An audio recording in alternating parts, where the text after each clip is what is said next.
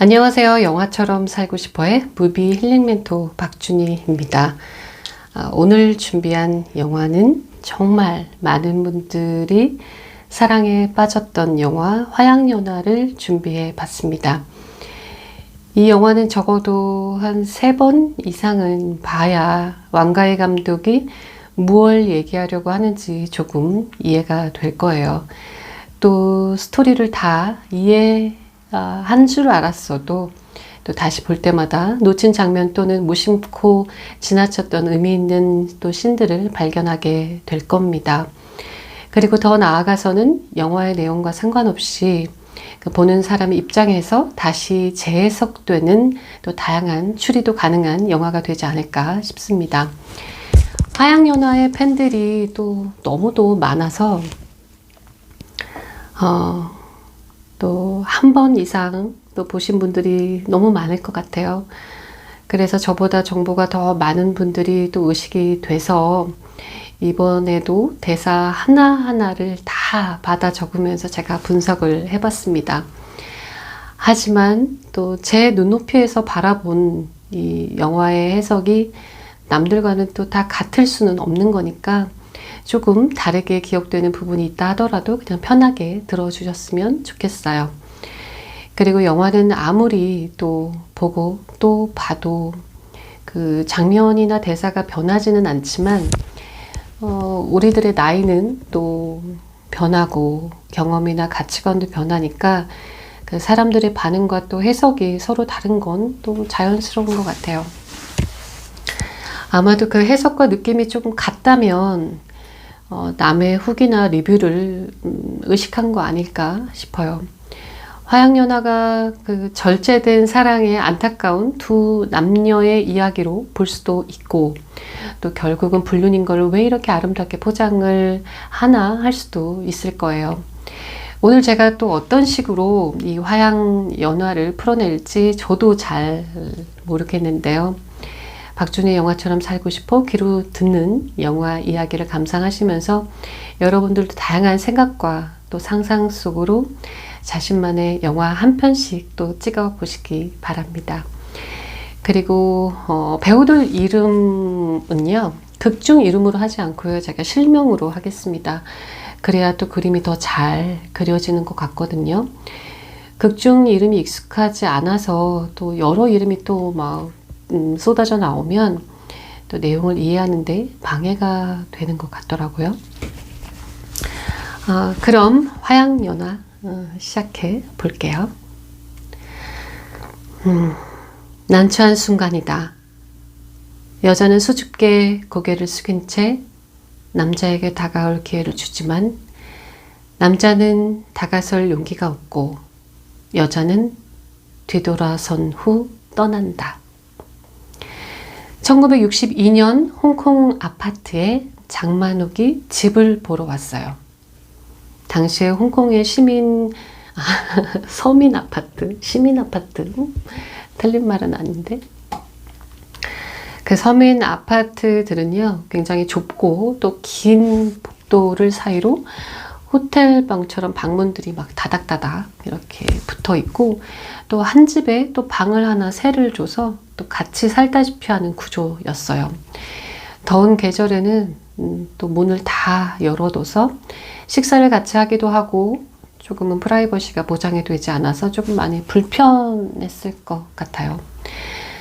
장만옥이 너무도 곱고 단정하게 옷을 입어서 집을 사러 온 건 줄 알았는데 남편과 함께 살 방을 하나 얻으러 왔네요.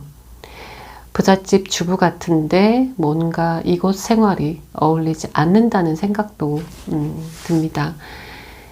그 아파트 커튼과 비슷한 패턴의 꽃무늬 치파오를 입고 새를 얻게 될 집을 둘러보는데 장만옥이 워낙 마른 체형이라서 그 완벽한 몸매 덕분에 이 영화를 보는 내내 또 이 중국의 전통 의상인 치파오가 이렇게 예뻤었나 하는 생각이 들었습니다.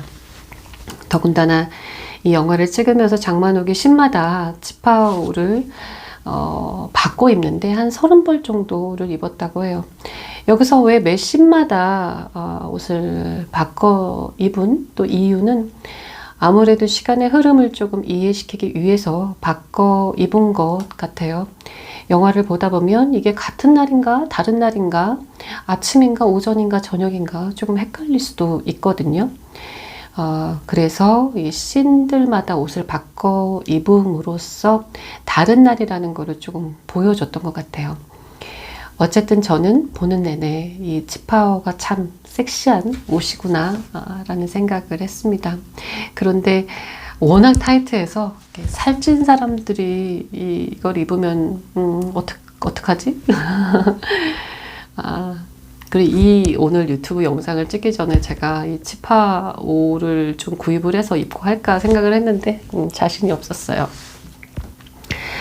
하지만 그보다 이 방 하나를 얻었는데 어떻게 이 많은 옷들을 넣어둘 장소가 있고 또 이렇게 부풀러진 머리를 굉장히 세팅을 이렇게 아주 정교하게 또 했잖아요.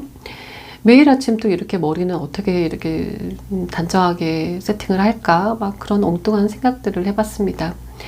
한국에서도 그 당시에는 이 정도는 아니었지만 그 머리를 풍성하게 부풀리고 정말 바람에 날리지도 않을 만큼 그 플라스틱 인형 같은 머리 있잖아요. 단정하게 그런 헤어 모양처럼 많이들 했는데 그 당시 영화들을 보면 서양이나 동양이나 다들 그런 헤어스타일들을 했던 것 같아요.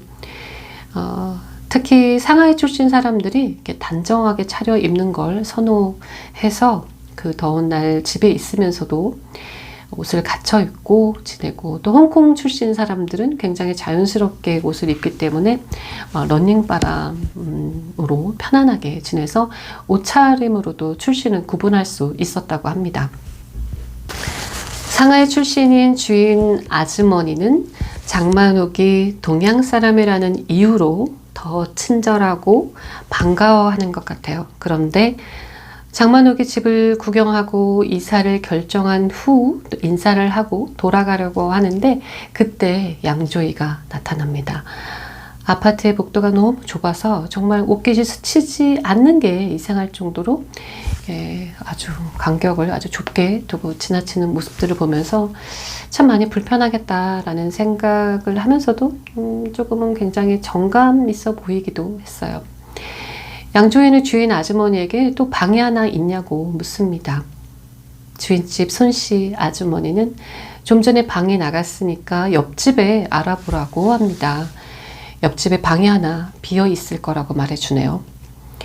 우리나라도 한 7, 80년도에는 원룸이 따로 이렇게 지어져 있지 않아서 방 하나만 새를 얻어서 사는 사람들도 많았죠.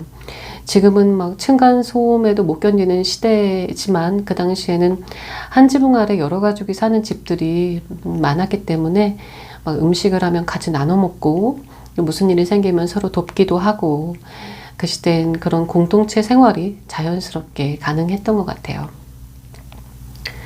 그렇게 장만옥과 양조이는 주인이 다른 바로 옆집에 방을 각각 얻어 같은 날 이사를 오게 됩니다. 정말 좁은 아파트 복도에 이삿짐을 들고 들어오는 사람들이 정말 신기하게 느껴질 정도였어요. 저 좁은 골목과 계단을 어떻게 빠져나왔을까? 방으로 들어갈 순 있는 걸까? 하면서 봤는데 뭐 좁은 공간에 주차하는 것도 요령이 있듯이 또 좁은 방에 짐이 들어가는 것도 또 사실 요령만 있으면 불가능할 것도 아니죠. 이사를 오고 나니까 항상 일상이었던 것처럼 주방 식탁에 앉아서 사람들이 마작을 합니다. 우리나라 사람들이 고스톱을 치듯이 밤새 모여서 하기도 하는데 조금 다른 건 여성들도 굉장히 많이 한다는 거예요. 그냥 온 국민의 놀이인 것 같습니다. 매일같이 모여서 마작을 왜 할까 생각을 해보니까 그냥 이건 제 생각이에요. 뭐 은근히 그 당시에도 이렇게 보수적인 분위기에서 또 놀 문화가 없고 또 물질적으로도 여유가 없던 시대라서 같이 모여서 시간을 보낼 수 있는 놀이가 마작 아니었을까 싶어요. 그리고 일반인들에게는 익숙치 않아도 뭐 우리나라뿐만 아니라 외국에서도 마작을 하긴 하는데 저는 앉아서 하는 게임을 별로 이렇게 좋아하지 않아서 조금 마작을 배우고 싶다는 호기심은 생기지 않네요. 2018년에 개봉한 크레이지 리치 아시안이라는 이 영화를 보면은 그 보드게임 방처럼 여성들이 굉장히 많았던 것 같은데,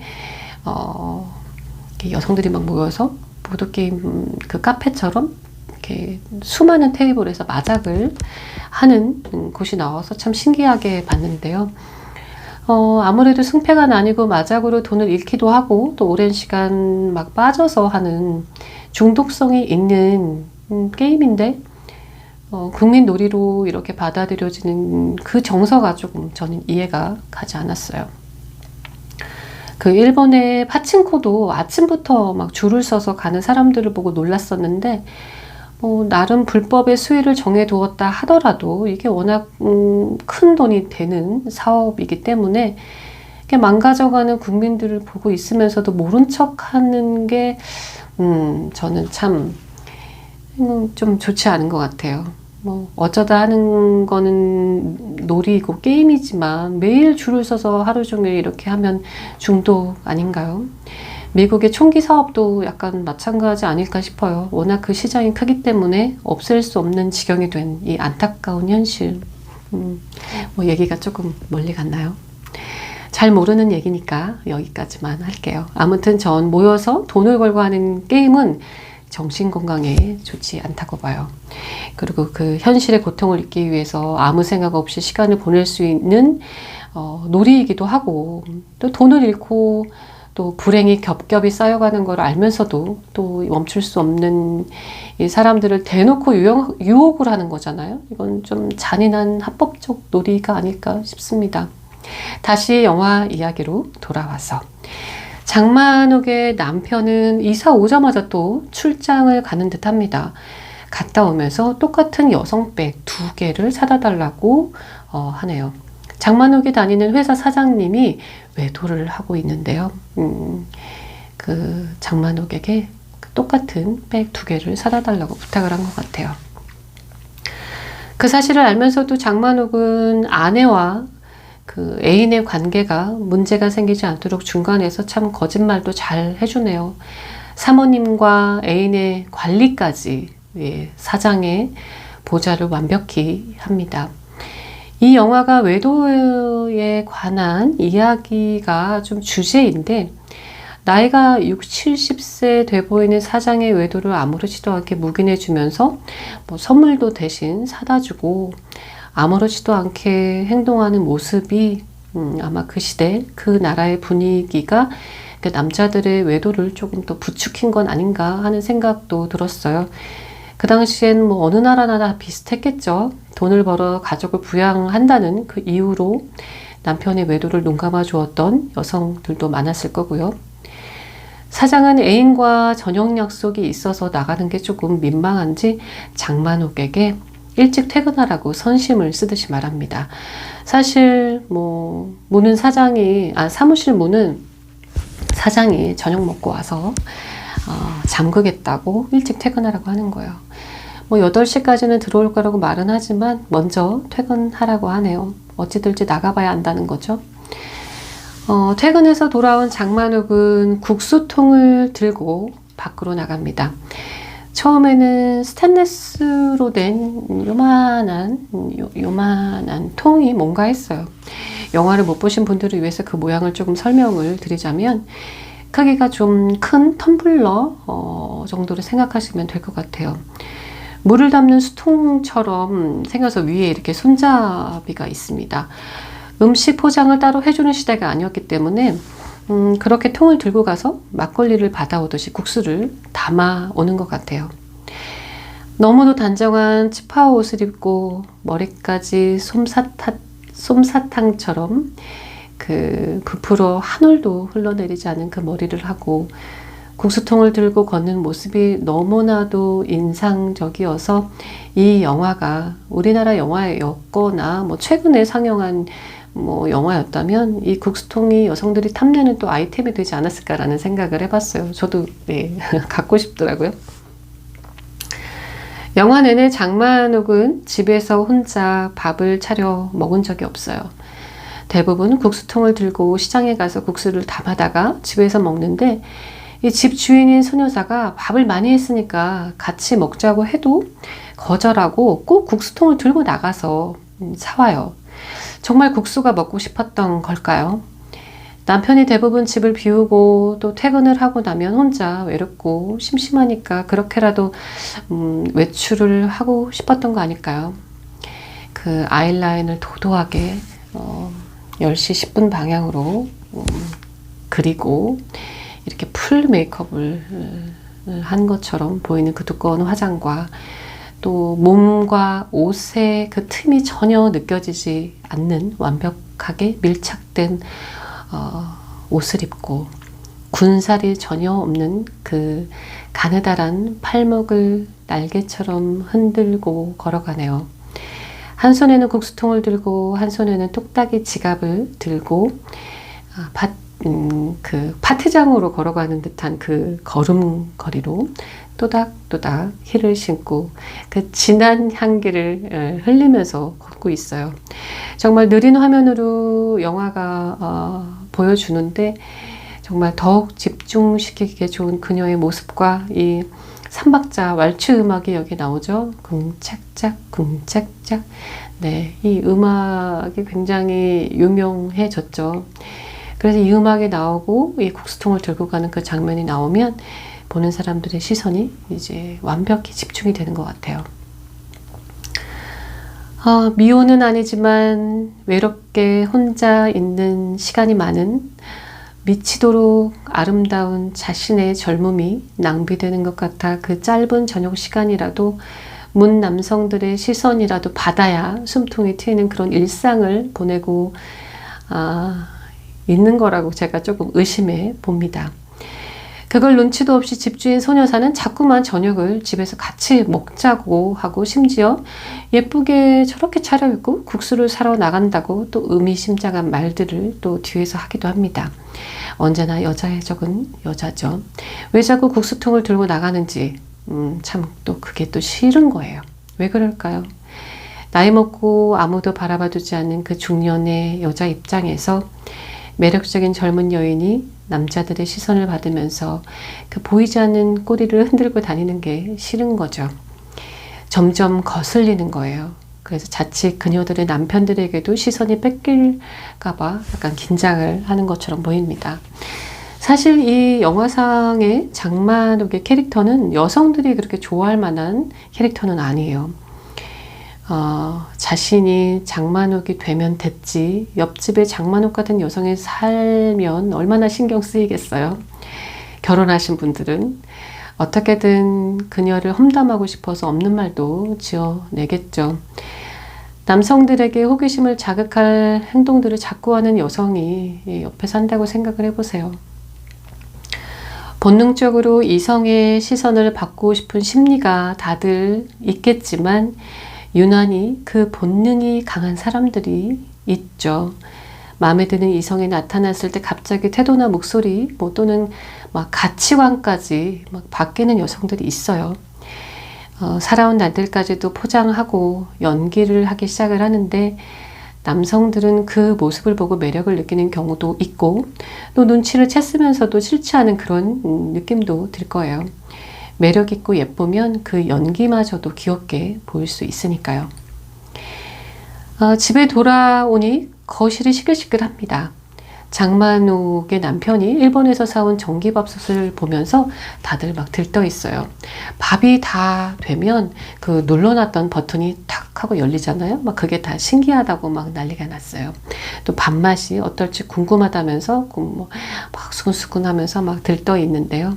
그리고 다른 아주머니들은 이 밥솥을 어디에 샀냐고 나도 사다 주면 안 되냐고 막 장만옥에게 부탁을 하기도 합니다. 그 틈에 양조에도 장만옥에게 밥솥을 하나 사다 줄 수 있는지 부탁을 하네요. 그리고 얼마 후 양조에는 장만옥의 남편에게 돈을 지불하려고 찾아갔더니 아내분이 벌써 돈을 지불했다고 말을 하네요. 그만큼 아내와 대화를 하지 않고 지낸다는 걸 알 수 있죠. 좀 당황스럽긴 하지만 뭐 그럴 수도 있다고 생각을 했는데 뭔가 기분은 좋지 않아요. 남편 모르게 어떻게 돈을 벌써 건네줬을지 궁금하기도 하지만 묻기도 그렇고, 또 돈을 지불해야 하는 일을 그렇게 발빠르게 아내가 할 일이었나 조금은 이상했을 거예요. 그때까지만 해도 의심 따위는 전혀 하지 못했을까요? 아니면 장만옥 남편의 얼굴을 한번 마주하고 싶었을까요? 아내를 만나고 있을지도 모른다는 의심을 조금 확인하고 싶었을까요? 그러면서 또 양조위는 장만옥인 그 아내분이 있냐고 묻습니다. 친구가 싱가포르에 가는데 빠른 배편을 조금 구할 수 있는지 알아보고 싶다고 물어봅니다. 장만옥의 남편은 아내가 돌아오면 물어보겠다고 말하는데 뭔가 이 두 부부의 알 수 없는 서로의 그 긴장감과 거리감이 느껴지는 부분입니다. 일반적인 옆집 사람하고 하는 대화 같은 느낌이 아니에요. 뭔가 여기서 제가 상상을 좀 과하게 해보자면 양조위도 나도 당신의 아내를 만날 수도 있다라고 하는 약간의 경고의 메시지 아니었을까? 이런 생각도 해봤습니다. 이미 양조위의 그 부부 문제가 점점 심각해져 가고 있다는 게 확실해지고 있는데요. 아내는 호텔에서 일을 하는데 뭔가 이 멀어진 관계를 이제 양조위는 회복해 보려고 연락을 했어요. 그랬더니 야근을 한다고 뭐 데리러 오지도 말래요. 하지만 그래도 내버려두면 좀 이 관계가 더 심각해질 것 같아서 결국 양조위는 아내가 일하는 호텔로 찾아갑니다. 그런데 아내는 이미 일찍 퇴근을 했다고 하네요. 이 정도면 거의 부부가 아니라 남처럼 살고 있는 거 아닐까요? 아내가 일찍 퇴근을 해서 어디에 있는지도 모르고 찾아 나설 수도, 연락을 할 수도, 또 따져 물을 수도 없는 관계가 되어버린 것 같아요. 그때 장만옥은 또 국수통을 들고 나옵니다. 쿵짝짝 쿵짝짝. 네, 그 신비로운 삼박자 왈츠곡이 흘러나오면서 낡은 국수통을 들고 명품 가방을 들고 걸어가는 것처럼 정말 아름답게 빛나는 모습으로 걸어가고 있어요. 국수통을 들고 걸어가는 여성이 이렇게 아름답기도 힘들 거예요. 그녀의 그 유일한 일탈인 국수통을 들고 그 노점에 가는 길, 그 삼박자 왈츠곡, 요염한 걸음걸이를 따라서 조심스럽고 비밀스럽고 오묘하게 정말 날이 덥고 습한지 막 이렇게 손부채를 해가면서 국수를 담아주기를 기다립니다. 왕가희 감독의 스타일이 주인공만을 좀 화면에 이렇게 타이트하게 담아서 그 공간감을 전혀 알 수 없게 하는 그런 장면들이 많은데요. 제가 생각하기에는 아마도 이곳은 수많은 사람들이 지나다니고 식사를 하러 오는 막 장사를 하는 시장통의 국수집 같은 그런 느낌이에요. 복잡한 곳 그 어느 틈엔가 장만옥이 꼭 정장을 입고 생선을 사러 온 느낌처럼 앉아있는 분위기가 느껴져요. 뭔가 겉돌고 있는 느낌이랄까요. 국수가 담긴 통을 들고 다시 집으로 걸어옵니다. 그 동선을 따라 똑같이 걸어가서 국수를 사 먹는 양조위. 집에 아내가 없으니까 거의 밖에서 사 먹고 장만옥은 국수를 사와서 집에서 먹고 계속 그렇게 반복을 해요. 다음 날인지 뭐 여러 날이 지난 날인지 아니면 매일 이렇게 반복되는 일상의 동선이 같아진 건지 장만옥과 양조위는 그 좁은 골목에서 마주칩니다. 하지만 서로 아는 척을 하진 않아요. 아마 눈인사 정도만 했을 겁니다. 아직은 딱히 그곳에서 반갑게 아는 척을 할 정도의 사이도 아니고 또 남들의 시선을 신경 쓰는 조금 보수적인 시대여서 서로 조심했을 수도 있고요. 아니면 원래 신경이 쓰이는 사람에게는 또 아무렇지도 않게 반가운 인사가 잘 안 되기 때문에 서로 조금은 마주친 게 당황해서 어색하게 지나쳤을 수도 있을 거예요. 뭐 그런 느낌 아실까요? 동네 슈퍼 아저씨랑 마주치면 멀리서도 안녕하세요 하고 눈인사를 하거나 인사를 할 수도 있는데 뭔가 호감이 있거나 마음에 두고 있는 사람과 마주치면 무슨 말을 해야 할지 모르고 눈도 제대로 마주치지 못할 때가 있잖아요. 어색하고 쑥스러워서. 지금은 장만옥과 양조위가 서로 마음에 두고 있는 사이라고 할 수는 없지만 서로 배우자가 집에 잘 없어서 혼자 저녁을 해결하는 입장이라는 건 눈치채고 있죠. 그래서 외롭게 홀로 식사를 해야 하는 서로의 상황들이 그다지 즐겁지는 않아서 감정이 없는 듯 스치는 게 조금은 편했는지도 모르겠습니다. 하루는 양조위가 회사에서 퇴근도 안 하고 열심히 일을 하고 있는데 회사에 그 머리가 없는 민머리 친구가 찾아와서 갑자기 막 돈을 꺼달라고 해요. 도박으로 돈을 다 잃었다고 하네요. 전 재산을 다 잃었다고 하는데 그 마작이 문제라니까요. 오히려 못 살던 시대에 참 도박을 더 많이 하는 것 같아요. 너무 돈이 없으니까 단번에 돈을 벌 수 있는 게 도박이라고 생각을 했을까요? 희망이 없는 사람들에게 막 홧김에 막 지르거나 남들에게 막 무시당하는 것 같은 생각이 들면 자신의 처지도 생각하지 않고 막 돈을 빌려서라도 도박을 하던 때 아니었나 라는 생각이 들어요. 그런데 그 민머리 친구가 갑자기 어젯밤에 양조위의 아내를 길에서 봤다고 하네요. 반응이 없는 양조위의 눈치를 살피면서 말을 하는데 어떤 남자랑 같이 걸어갔다는 거예요. 양조위는 그게 뭐 특별한 일이냐, 뭐 친구일 수도 있지 라고 말은 했지만 이미 친구가 그런 분위기였으면 눈치 보면서 어렵게 말을 꺼내지도 않았겠죠. 뭔가 양조위와 아내 사이가 문제가 있음을 심증해서 물증으로 넘어가는 단계 아닐까 싶어요. 마음속으로 걱정했던 일이 생겼음을 받아들이고 있을 텐데 친구에게 인정하고 싶지 않아서 좀 티를 내지 않은 것 같아요.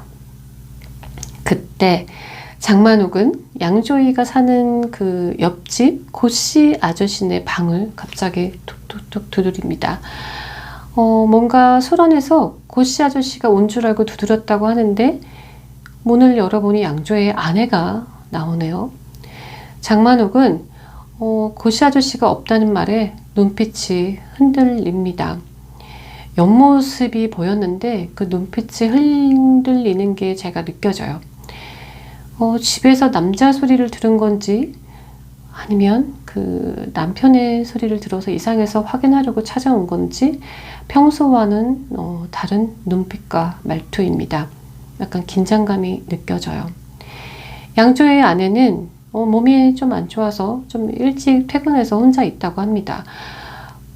그런데 왜 사람 소리가 났을까요? 이 서민 아파트라서 방음도 잘 되지 않아서 대화 소리도 막 들리고 그럴 텐데 잘못 들은 거라고 하기에는 참 장만옥이 찝찝한 것 같아요.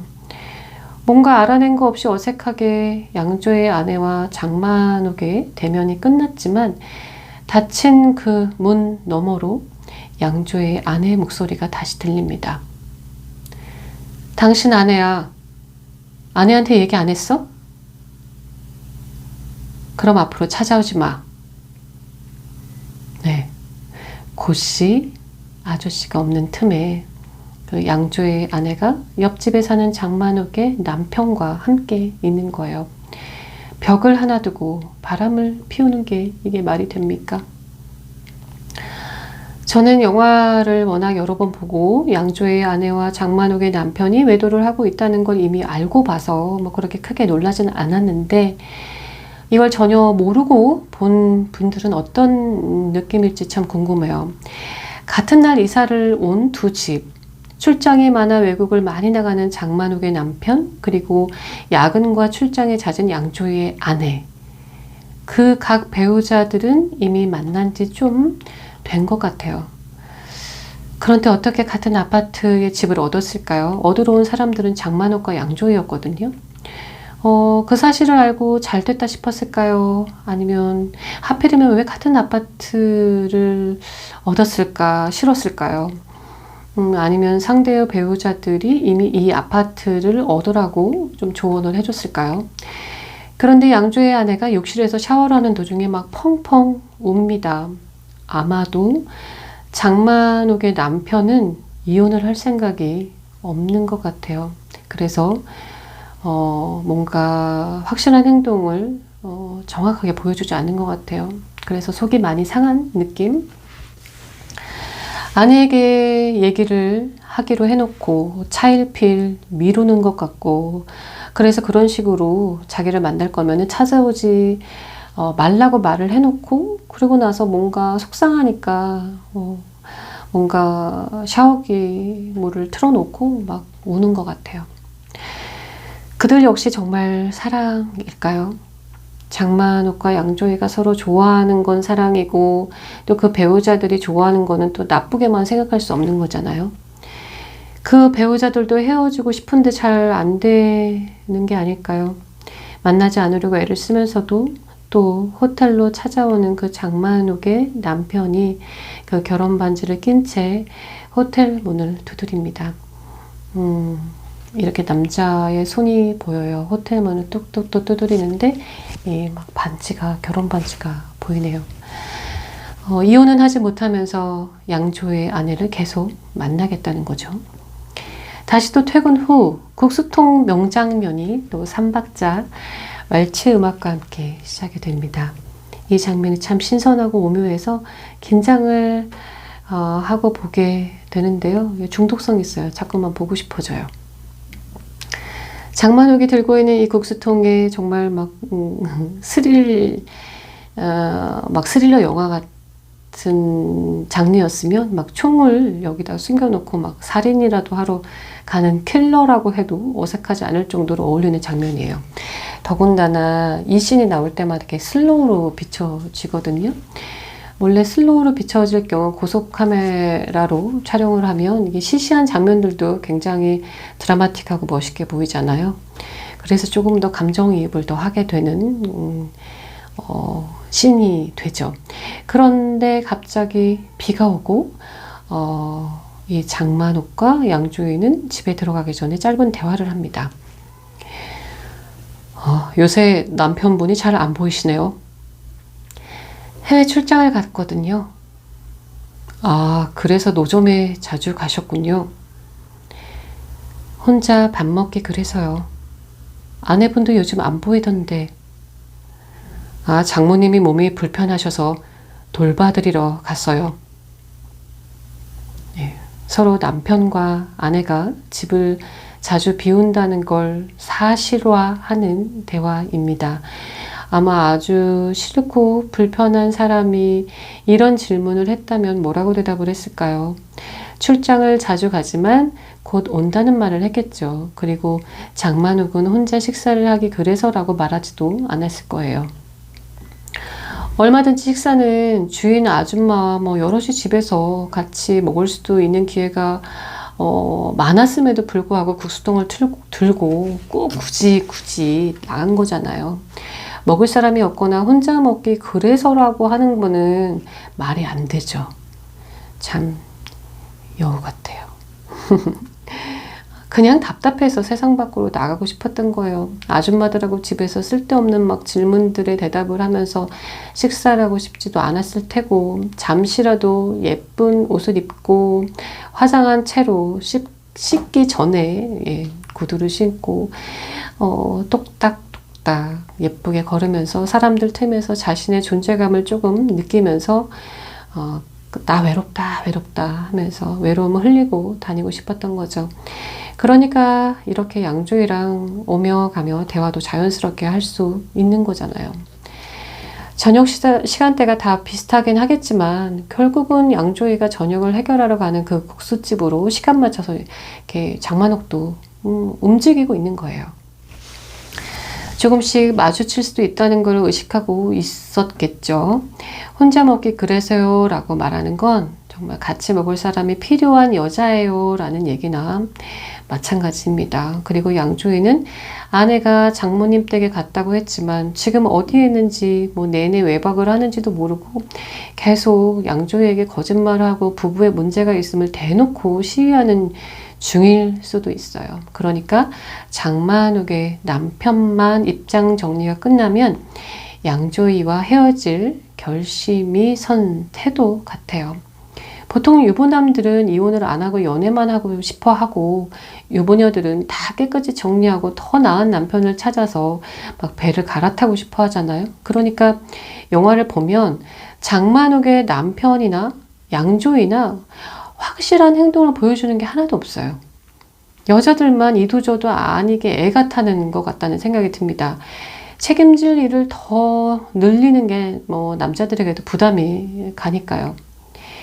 집에 들어오니까 장만옥이 사는 집에 살고 계신 왕여사가 비가 갑자기 와서 데리러 가려고 했다고 말을 합니다. 그러면서도 비도 오는데 같이 밥을 먹을 걸 그랬다면서 왜 맨날 국수통을 들고 나가서 사오는지 또 아줌마들끼리 쑥덕쑥덕 한마디씩 해요. 여자들이 참 다양한 성향들이 있는데 장만옥을 보면 아줌마들하고 어울리기에는 참 성격이 많이 다른 것 같아요. 적당한 거리를 두고 가벼운 대화나 눈인사 정도만 하고 친해지려고 노력하지 않고 있습니다. 장만옥의 회사 사장님이 외도를 눈감아 주면서 또 아내와 애인까지 문제없이 만나도록 해주는 것도 크게 힘들어하지 않고 또 오히려 무미건조하게 받아들이고 깊게 또 마음 쓰지도 않아요. 어쩌면 아까 말씀드렸듯이 그 외도라는 게 흔하게 있는 일이라 놀랍지도 않은 시대였는지도 모르고 또 회사를 계속 다니려면 사장이 바람을 피우던지 말던지 관여할 일이 아니라고 생각을 했을 수도 있죠. 오히려 눈 감아주는 대신에 회사 생활이 편해지니까 일부러 사장 아내에게 사실을 말할 필요를 느끼지 못했을 수도 있고요.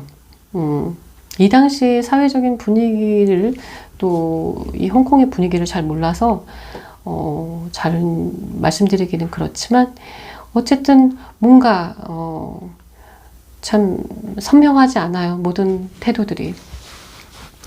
다음날 양조위는 늦게 퇴근하다가 영화를 보고 들어오는 장만옥과 마주칩니다. 일찍 들어올 이유가 없으니까 양조위는 늦게까지 회사에서 천천히 일하다가 퇴근을 하는 것 같고 장만옥은 여전히 심심해서 외로움을 흘리고 다니느라 극장에 혼자 다니면서 남들 눈에 외로운 여자로 소문이 날 게 뻔한데 멈추지가 않아요. 요즘 시대 같으면 전 상관이 없지만 과거에 올해 이 시대에는 굉장히 좀 튀는 행동이었을 것 같아요. 완벽하게 차려입은 여자가 남편은 외국 출장에 집을 많이 비우고 매일 국수통을 들고 다니고 혼자 영화를 보고 뭐 이렇게 다니면 옆집에 사는 양조위가 아니었어도 그렇게 누군가의 시선에 들어오지 않았을까 싶어요. 이제 그 유명한 하이라이트 레스토랑 씬이 나옵니다. 지금까지도 이 장소가 정말 유명해서 식사도 비슷하게 할 수도 있고 의상까지도 그 장만옥과 양조위가 입었던 그런 의상을 빌려 입고 앉아서 영화 속 주인공들처럼 흉내를 내보는 체험이 요즘 관광처럼 되어 있는데 아직까지도 관심을 갖는 사람들이 많다는 게 무슨 의미일까요? 화양연화가 인생 영화라는 사람들이 참 많은데 그 속마음들이 참 궁금해요. 자랑스럽게 영화 속 주인공들처럼 살고 싶다고 말하기도 애매한 이 캐릭터라서 사람들의 마음 한켠에 있는 그 불건전한 그 상상과 그 심리를 자극하는 영화라서 그럴까요? 미장센 자체가 너무 아름다운 영화라서 인생 영화라고 하는 걸까요? 양조위가 말합니다. 물어볼 게 있어서 보자고 했어요. 혹시 오늘 그 든 가방 어디서 사셨어요? 왜요? 너무 예뻐서 아내에게 선물을 하려고요. 참 자상하시네요. 아니에요. 아내가 좀 까다로워요. 모레가 생일인데 뭘 사줄지 몰라서 하나만 사다 주실 수 있나요? 똑같은 건 안 좋아하실 텐데요. 그런가요? 그 생각은 못했네요. 여자는 그런 게 신경 쓰이죠. 더군다나 이웃이면 더 그렇고요. 다른 색깔은 없나요? 남편에게 물어봐야겠네요. 왜요? 남편이 해외 출장을 갔다가 사다 준 거라서요. 홍콩에는 없대요. 아, 그럼 됐습니다. 실은 저도 물어보고 싶은 게 있어요. 뭐요? 넥타이를 어디서 사셨어요? 글쎄요. 넥타이는 전부 아내가 사줘서요. 아, 그래요? 아, 생각났어요. 아내가 출장 갔다가 오면서 사왔는데 홍콩에는 없는 거래요. 아, 이런 우연이 있네요. 그러게요. 실은 남편에게 똑같은 넥타이가 있어요. 사장이 선물해 줬다면서 매일 하더라고요. 아내에게도 같은 가방이 있어요. 알아요. 봤어요. 하고 싶은 말이 뭔가요? 저 혼자만 아는 줄 알았어요. 네, 이 대사 기억나시나요? 둘은 서로의 배우자가 만나고 있다는 걸, 참 고급스럽게 확인을 하네요. 흥분하지도 않고. 서로가 조금도 마음이 없는 관계였다면 아마 이보다 좀 더 흥분하면서 직선적으로 확인을 하지 않았을까요?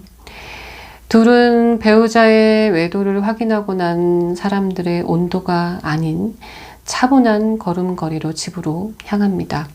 그리고 집으로 들어가기 전 골목에서 서로의 배우자가 외도를 먼저 시작하는 성격이 아닐 거라는 마지막 희망을 걸고 상대 배우자의 입장으로 한번 연기를 해봅니다. 양조위는 장만옥의 남편이 돼서 물어보네요. 오늘 들어가지 말아요. 이렇게 말을 하니까요. 장만옥은 불쾌하다는 듯이 우리 남편은 절대 그럴 사람이 아니에요. 남편이 먼저 양조의 아내에게 적극적일 리 없다고 믿는 거죠. 장만옥은 반대로 양조의 아내가 된 듯이 유혹을 하는 눈빛을 하고 양조의 허리춤에 손을 댈 듯 말 듯 하면서 여자가 먼저 꼬셨을 거라는 연기를 하다가 못하겠다고 합니다. 상상을 하면서 연기를 해보니까 막 속이 뒤집히는 거죠. 막 그 상대 배우자들이 만났을 그 당시 누가 먼저 만나자고 했을까를 상상하면서 하는 이 연기를 하다가 장만옥이 지금 막 화가 난 거예요. 그러자 양조위는 누가 먼저 말한 게 뭐가 중요하냐고 말을 합니다. 그렇죠. 예. 우리는 가족이라 해도 결혼한 부부라 해도 서로를 잘 몰라요. 아니 절대 모르죠. 보여지는 모습 또 보고 싶은 모습만 보기 때문에 그리고 자신에게 보여줬던 모습만 알고 있기 때문에 그 다른 행동과 말투는 상상을 못하고 믿지도 못하죠. 그 후 장만옥과 양조위는 다시 레스토랑에서 만나서 그 퍽퍽하고 맛없어 보이는 스테이크를 먹는데요. 그 당시에는 고급 음식이었는지도 모르지만 그 보기에도 먹기에도 참 그다지 좋아 보이지 않는 그 스테이크와 또 작은 감자 한두 덩이 그리고 야채들을 칼로 썰어서 먹습니다. 그러면서 장만옥은 양조위의 아내는 뭘 좋아하는지 어떻게 먹는지 궁금해하네요. 그랬더니 양조위는 겨자 소스를 장만옥의 접시에 덜어줍니다. 아내가 겨자 소스를 스테이크에 찍어 먹는 걸 좋아하나 봐요. 그러니까 매운 거를 좋아하느냐? 라고 물었던 것 같아요. 침착하게 스테이크를 열심히 먹는 둘은 뭐예요? 지금 뭐 하고 있는 걸까요? 지금 어쩌자는 걸까요? 이렇게 만나서 밥을 먹고 장만옥이 물어봅니다. 회사에는 왜 전화를 했어요? 양조위가 장만옥의 회사로 전화를 걸었나 봐요. 그랬더니 그냥 목소리가 듣고 싶었어요. 능글맞은 게 꼭 남편 같네요. 라고 말했지만 둘은 열심히 스테이크를 썰어 먹으면서 자꾸 물을 마셔요. 소화가 잘 되지 않는 건지 아니면 입이 바싹바싹 마르는 건지 서로에게 감정이 싹트고 있는 건지 아마 좀 혼란스러울 거예요. 얼마 후 택시 뒷좌석에 탄 장만옥과 양조위는 또 만나고 집으로 들어가나 봐요. 국수통을 들고 다니지 않는 걸 보니까 이젠 둘이 퇴근하면서 서로 같이 저녁을 먹고 택시를 타고 집으로 들어오는 일이 조금 잦아진 것 같아요. 서로의 배우자가 바람을 피운다는 걸 확인한 그 후에 둘이 만나는 횟수가 점점 늘어나고 있네요. 그런데 택시 안에서 이런 질문을 해요. 오늘은 왜 전화를 하지 않았어요?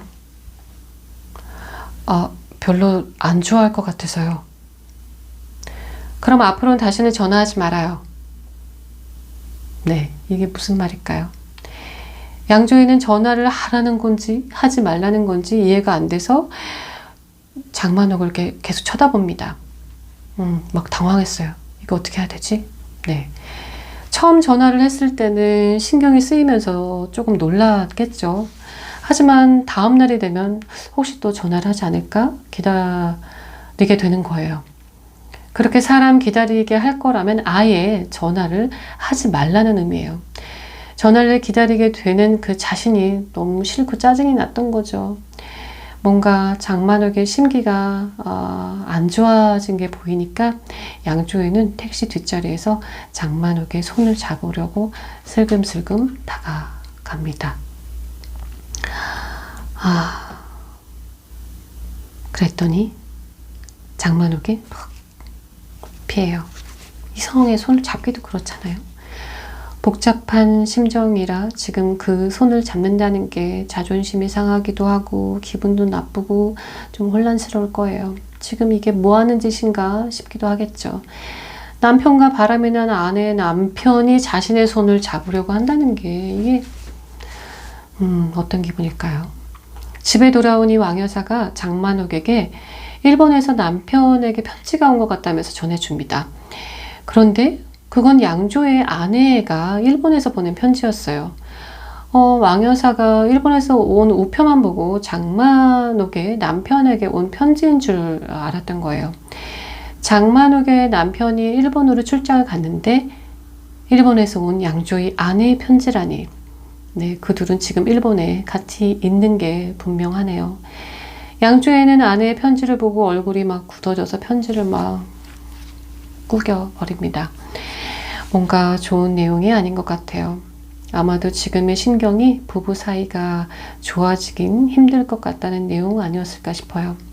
그런데 주인집 소녀사는 자꾸 늦고 외출이 잦은 장만옥을 걱정하듯이 한 소리 합니다. 늦게 다니는 게 보기 안 좋다는 듯이 막 뭐라고 얘기를 해요.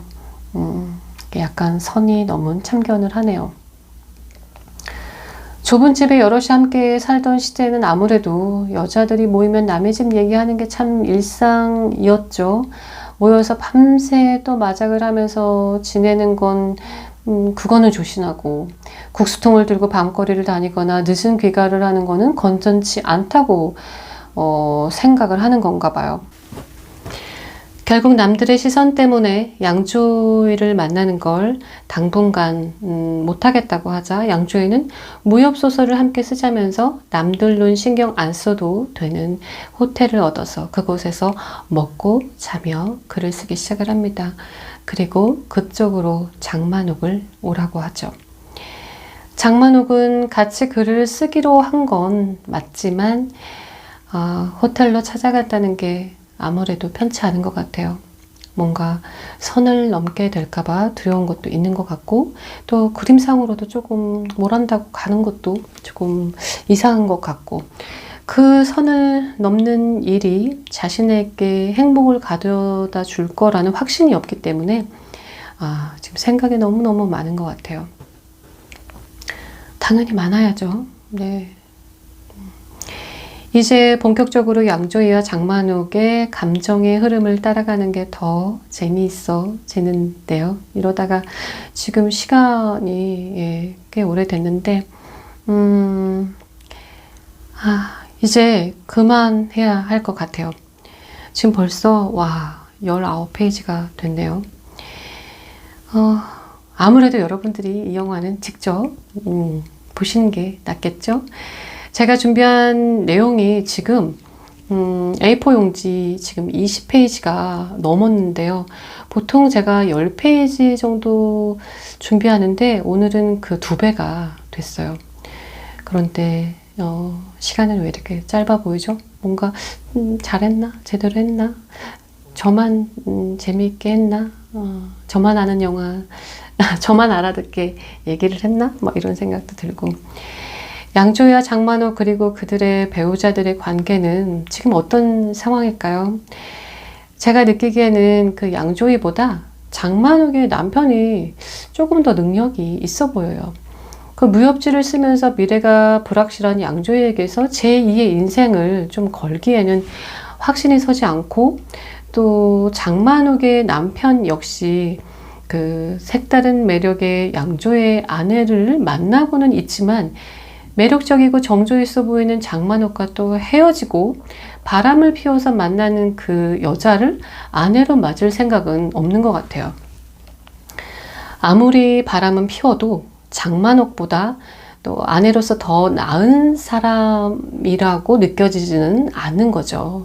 그러니까 좀 더 쉽게 얘기를 하면 생활이 여유롭지 않고 불안하고 부부 사이도 멀어진 이 한 부부가 남편인 양조위보다 조금 더 나아 보이는 남자에게 사랑에 빠진 거고, 아내에게 버림받을 위기에 있는 이 양조위는 남겨진 장만옥을 향해 혹시나 하는 희망을 걸고 있을 뿐, 장만옥 역시 아무리 바람을 피운 남편이라 해도 포기가 안 되는 남편이라 그 확실한 행동을 할 수가 없는 거예요.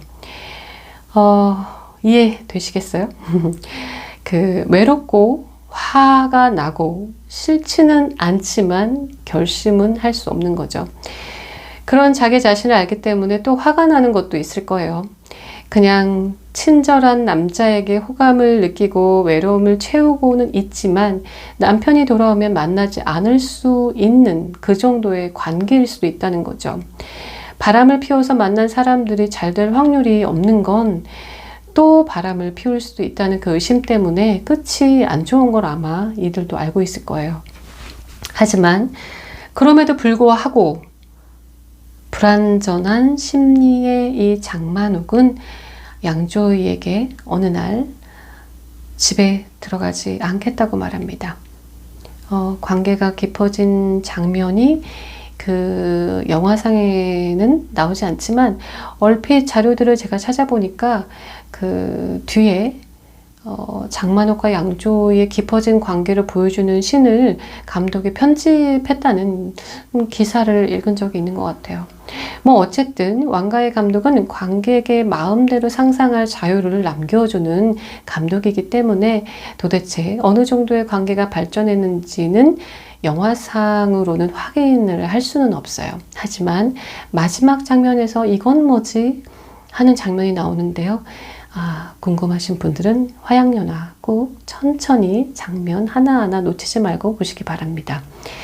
양조위가 소설을 쓰겠다고 얻은 그 호텔방은 2046호. 나중에 2046이라는 영화가 화양연화의 연장선처럼 연결이 되어 있는데, 이 화양연화를 재밌게 보신 분들은 2046까지 꼭 보시기 바랍니다. 아니, 이미 다들 보셨을 거예요. 2046은 정말 특이한 영화 같아요. 왕가희 감독. 도대체 이 헷갈려 죽겠어. 이 왕가희 감독이 도대체 이 영화를 보면 어떤 사람일까? 천재인가? 라는 생각이 끊임없이 들게 하는 영화입니다. 긴장되는 분위기를 고조하는 삼박자 왈츠곡과 또 네킹콜의 기사스 이 음악들, 이 모든 신이 또 영화 포스터로 쓰여도 될 정도의 그림 같은 미장센, 절제된 수준 높은 주인공들의 연기, 정말 멋진 음악들. 저는 이들의 사랑이 애틋하다고 느끼는 그 감정은 이제 사라진 나이가 된 것 같고, 그 영화의 완성미에 저는 박수를 보내고 싶습니다. 가장 아름답고 찬란했던 시절을 뜻하는 화양연화. 우리들에게 그런 시절은 언제였을까요? 숨기고 싶은 비밀이 있을 때 어떻게 했는지 알아? 산에 가서 나무에 구멍을 낸 다음 거기다 비밀을 털어놓고 진흙으로 막았대. 그럼 비밀은 영원히 그 나무에 갇히겠지. 네. 유명한 대사죠. 지금까지 영화처럼 살고 싶어의 무비 힐링 멘토 박준이었습니다. 다음 영화에서 또 만나요. 안녕.